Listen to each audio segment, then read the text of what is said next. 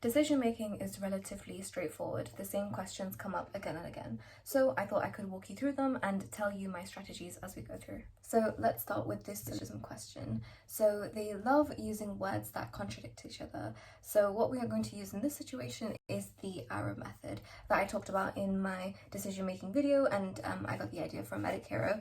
Amazing way of going through these syllogism questions without ever getting them wrong, because it links up the different parts of the statement and you can figure out which parts connect and which parts don't, and then it makes answering syllogisms so easy. So let's go through this. So in these types of questions, I always recommend going through the passage at the top first and then going through the question answer options, because a lot of the time you need to read the whole of the passage at the top to figure out the syllogism, because you could miss out one sentence and that could mean a big difference if you get this question right or wrong. And with syllogism questions, you get 2 marks if you get all 5 of the syllogisms correct, or 1 mark if you get all 4 of them correct, and 0 if you get 3 or under correct. So you really want to make sure you're doing all of these accurately, and they will always try and trip you up on this one. So it says here, among all people who are wrong, most refused to apologize to avoid either embarrassment or to feed their need of power. So this means that only some who are wrong apologize, essentially. So all of the people who are wrong, most of them refuse to apologize to avoid embarrassment or feed their need for power. So this means that some still do apologize, and this means that the arrow would look like this. So that means it kind of tells you that it's not all of the people, it's some of the people. You can tell that where it splits off, and this will be useful in a second. It sounds like a waste of time, but trust me, it'll be useful in a second. So the first statement says all people refuse to apologize when they are not wrong. This is incorrect, because basically we are in the statement, it says all people who are wrong. So there is no data on people who are not wrong, who are right. So we cannot say that this follows, because this is a clear example of one of the questions that always comes up. They always try and include information that wasn't even talked about. So because we have no data about this, we can't suggest that it was or wasn't or whatever. So it's just no. So the next statement is, most people apologize when they are clearly in the wrong. Now this is a trick question, because it almost sounds like the statement at the start, which is among all people who are clearly in the wrong. But this, it actually says when they are clearly in the wrong, most people apologize. But the statement at the top says most people refuse to apologize. So this is wrong, because most people refuse to apologize and only some apologize. And the statement says most people apologize when they're wrong. This is incorrect. So yeah, trick question. They always do that. The trickery that they use is like just the playing of the words. So just really be careful when you're reading these and take the time to read them, because this is 2 marks, so it might be worth a little bit more. To be fair though, because they require so much work, they might also be worth skipping. It just depends personally on you. Are you fast at doing syllogism questions, or are you slow? So if you're fast, obviously, do them. If you're slow, flag them and move on. Okay, so the next statement is, some people apologize when they are clearly in the wrong. Now this is correct, because it says that although most people refuse to apologize, this is not all of them, and because of the arrow system, you can tell that actually some of them do apologize, and there you go. You've got your answer there. That is yes. The next statement says all people who are clearly in the wrong either need to avoid embarrassment or to feed their need of power. This is also wrong, because they're making links that are not there, and you can see from the little arrow method that we used earlier, it's trying to link people in the wrong and embarrassment or power, but the link has to come from refusing to apologize. You can't link all people who are wrong and the need to avoid embarrassment or feed their need of power. It has to link with the refusing in the between. So this is incorrect. And because we used that little arrow method, you can tell that people who are wrong, and it doesn't link directly to, embarrassment or power. So there we go. That is incorrect. The last statement is, if a person's refusal to apologize when clearly in the wrong was not to avoid embarrassment, it must have fed the person's need for power.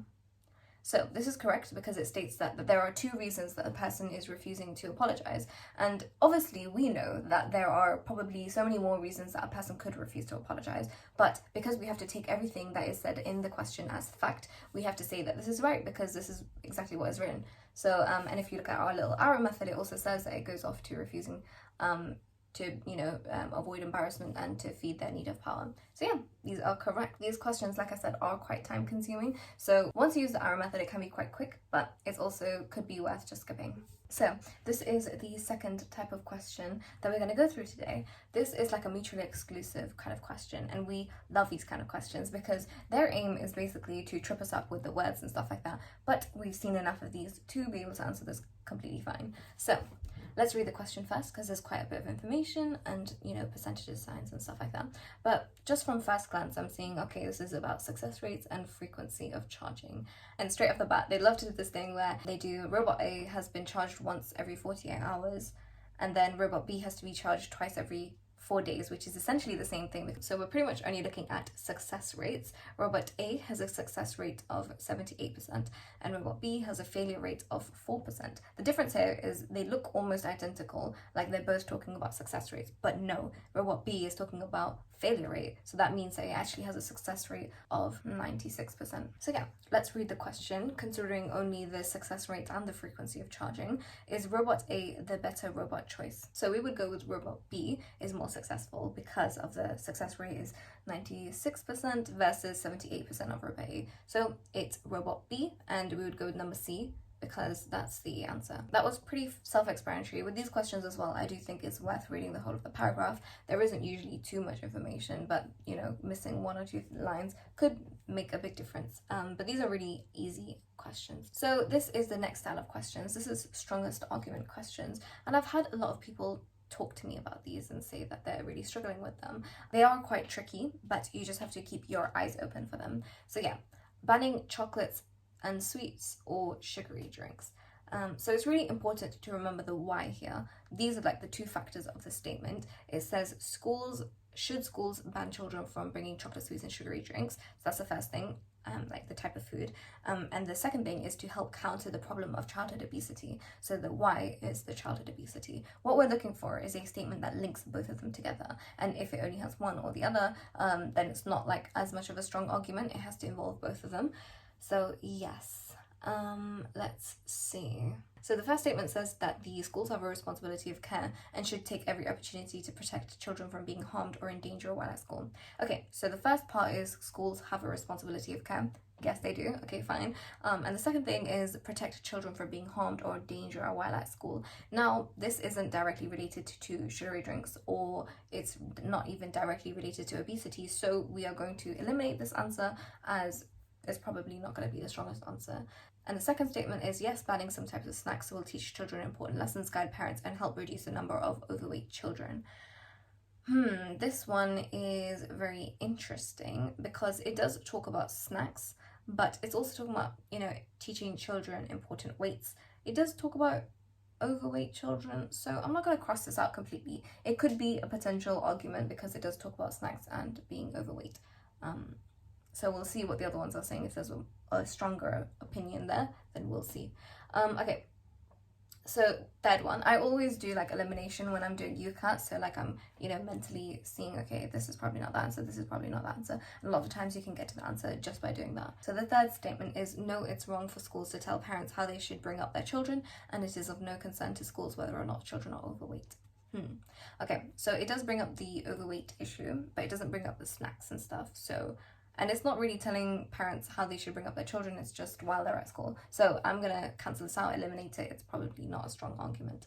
And the last one is, sugar gives children energy and schools ought to concentrate on teaching children their lessons and not be concerned with what they eat or drink at lunchtime. So it does bring in the sugar element, but it doesn't bring in the obesity element. So I'm gonna say B is the strongest argument. Even though it doesn't sound very convincing, it brings up both options. So now let's go on. This is gonna be another syllogism. However, it is a bit more of a wordier one because I thought here we have a lot more potential of things going wrong, and I can fully explain to you the best way to go about this because it's gonna be very different to how we handle the first syllogism that we saw. So with this syllogism, you can see that it's quite complicated. There's lots of percentages, there's quite abbreviations, there's terminology that we don't understand, and it's also a lot longer of a paragraph. So what we are going to do is we're not going to actually read it through in thorough. What we are going to do is we're going to skim read it, get the main points of it, the salient points, and then when we go through the statements, we can kind of go back and refer to those parts of the paragraph that we need to know. So let's go through it. 24 hours of a dose being administered to rats.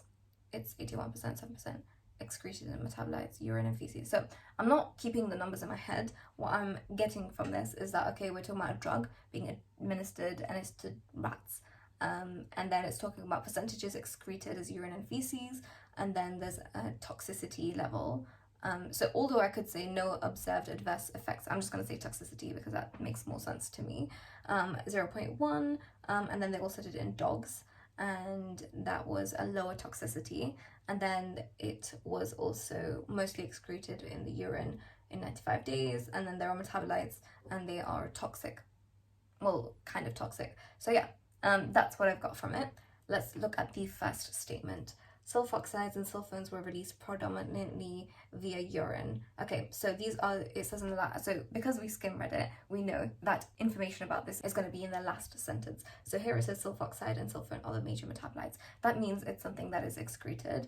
And because if we look at the percentages of both of them, it does say that the urine excretion, so the chemical that was excreted as metabolites in the urine and feces, it's much more in the urine than it is in the feces. 81% in the urine and 7% in the feces, and similar in the dogs as well. We can say yes, so that's going to be a yes. The second thing is the sulfoxide metabolite was expelled at a greater rate than sulfones. So to be fair, we have no information on this. Even if I go back to the last sentence, I can see it wasn't talking about the rate that any of these were being excreted. It was just saying that these were excreted and that one is more toxic than the other. So I'm going to say no.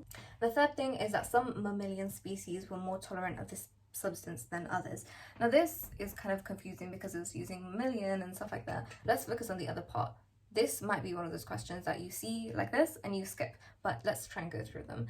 It says that some species were more tolerant of the substance than others. So I think this is talking about the toxicity. One of them was 0.1 and the other one was 0.02. So I'm going to say that yes, because some of them could handle a higher dose of this and some of them couldn't. So I'm going to say yes.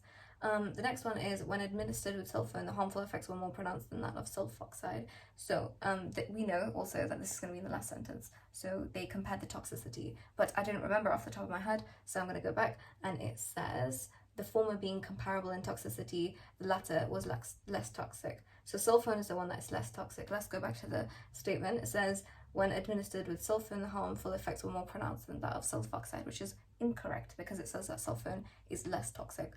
And the last statement says more than 83% of the chemical was expelled on the first day of its administration. I hate these kind of statements because it's combining both the dog and the rats. So you're kind of having to do calculations and is it correct? And are they just extrapolating from evidence that isn't there? Because whenever they extrapolate and the evidence isn't there, or the data, or there's no facts to back it up, that always means no. But let's see. 83%, more than 83% of the chemical was expelled on the first day. I'm pretty sure somewhere it said something about 95%. That was within 4 days, so that can't be used. Let's look at this. Okay. Okay, so within 24 hours of a dose being administered, so that means 1 day, 81 and 7% of the chemical was excreted. So it's not necessarily saying only in feces or only in urine, so I think if we add them up, it's fine. And let's just make sure that's the same situation in the dogs.